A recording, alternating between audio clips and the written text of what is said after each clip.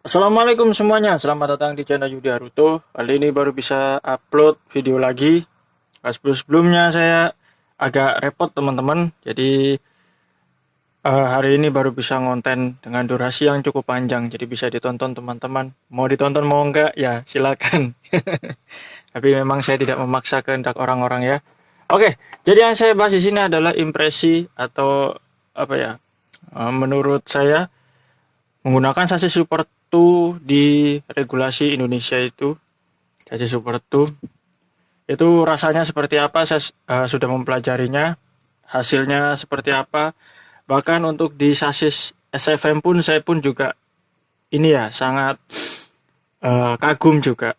Jadi kenapa orang-orang itu lebih banyak menggunakan sasis Super 2 ketimbang sasis-sasis yang lain.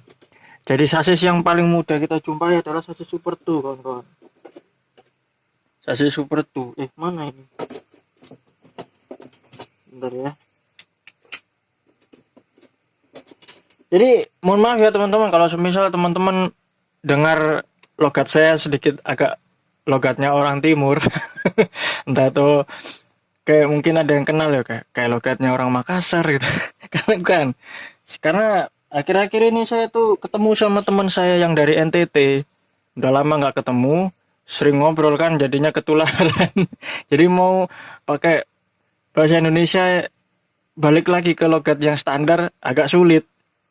Jadi gitu. Balik lagi ke topik pembahasan. Jadi di sini saya akui ya, kenapa sasis Super 2 itu sangat worth it dan rekomendasi banget buat perlombaan ya di Mini 4WD. Kita bahas Mini 4WD dulu.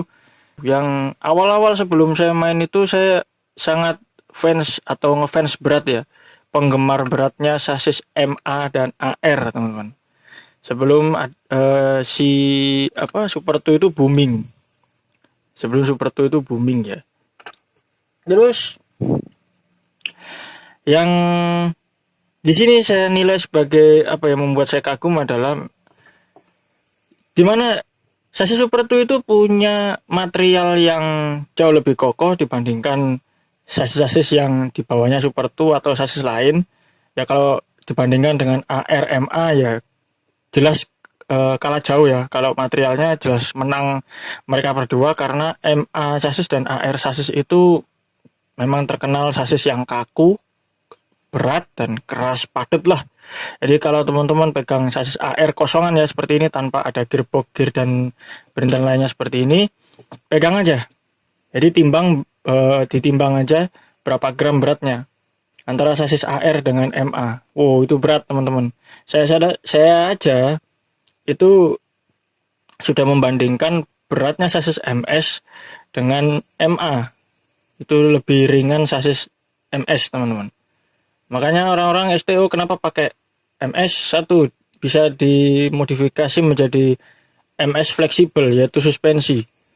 Yang kedua, dia punya bobot yang bisa dipres, bisa paling ringan. Kalau MA mau dipres kayak gimana? Dipotong kan, MA itu dipotong bagian bawahnya sini kayak MS gitu.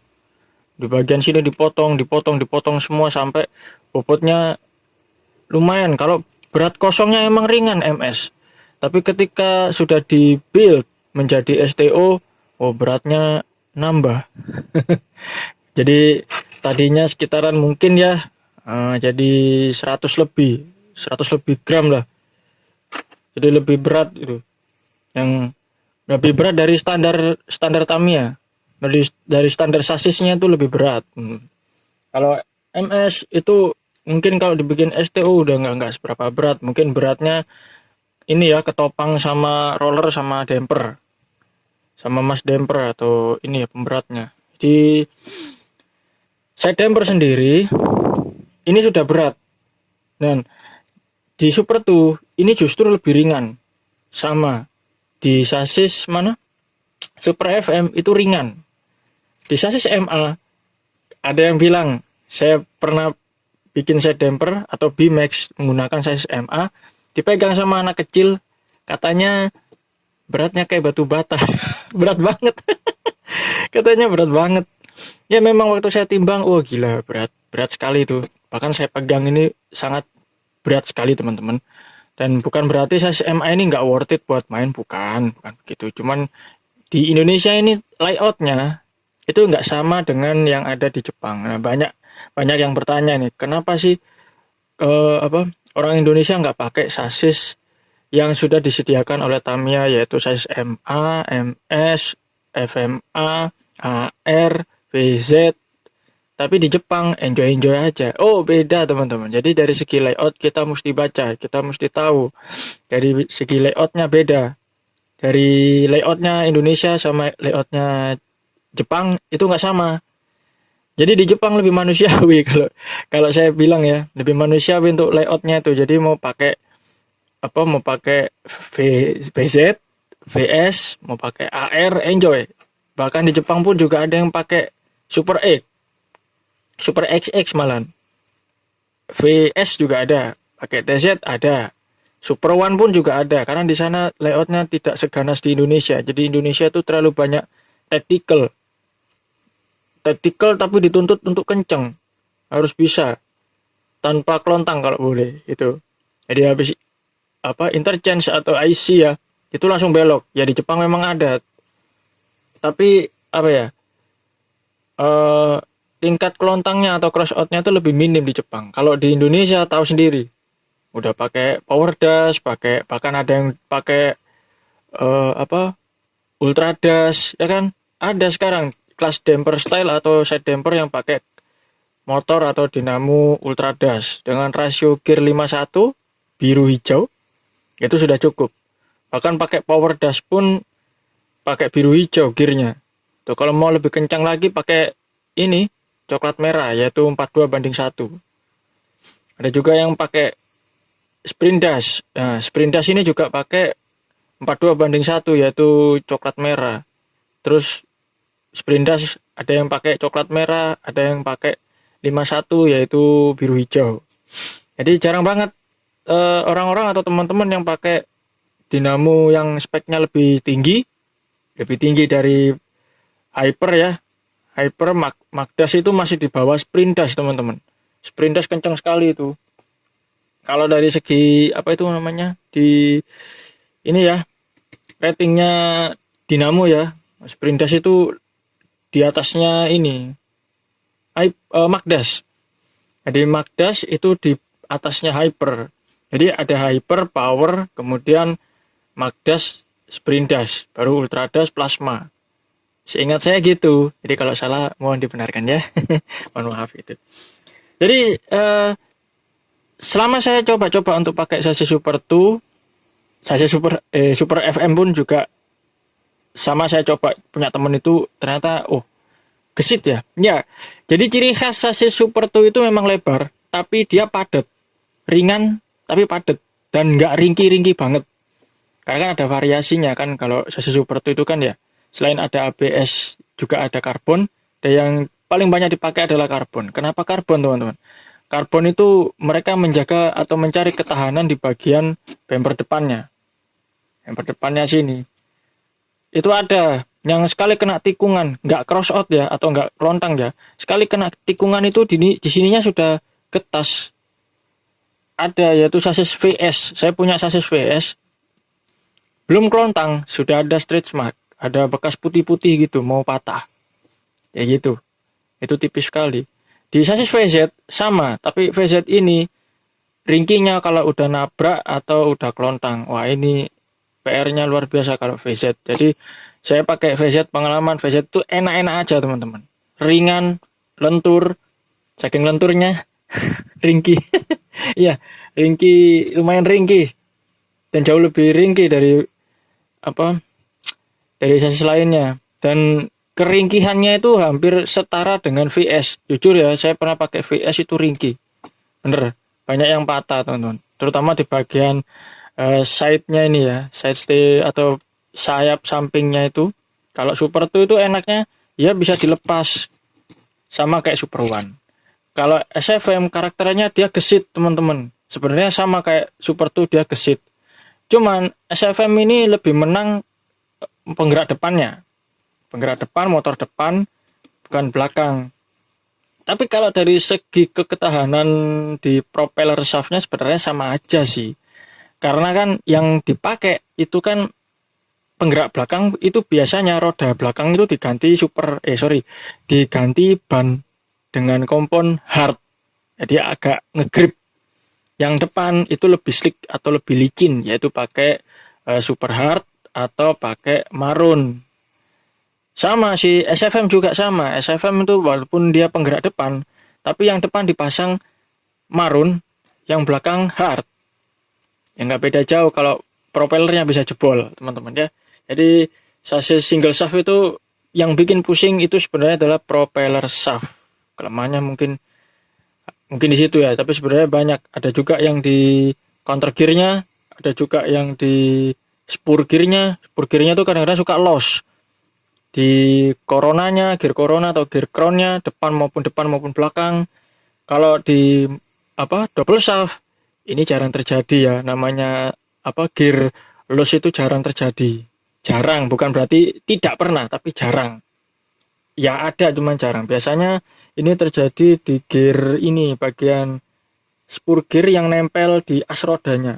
Kalau di sasis MA, MS kayak gitu. Dan juga kadang-kadang di MS itu atau MA double shaft lah ya.